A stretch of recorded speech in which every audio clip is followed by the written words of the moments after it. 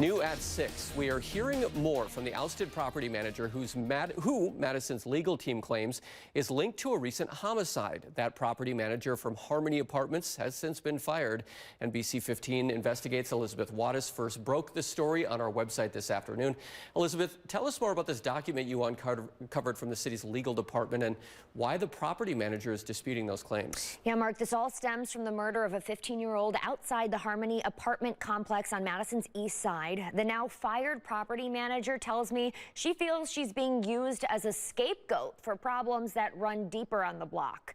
During that shooting back on October 10th, that 15-year-old was shot and killed. This was the second fatal shooting in less than 4 months there. I got a copy of an email Madison's assistant city attorney sent to the property company, Royal Capital.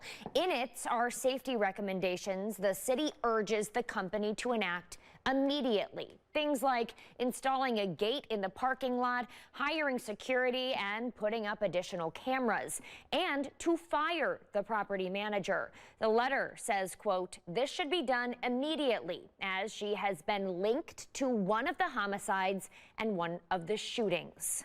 A lot happening today, Elizabeth. You mentioned you talked to the former property manager. What does she have to say about all this? Yeah, Mark, she didn't want to use her name publicly, but she tells me the link to this violence just isn't true. She says she's been trying to fix the problem at Harmony for some time now, and she's being wrongfully blamed. She told me when issues are not corrected, catastrophe will occur. As for that homicide we mentioned, you talked to police. Where are we with that right now? Yeah, I check in about every single day with police, and they tell me they're still actively searching for the people who did it. Elizabeth, thank you so much for that reporting.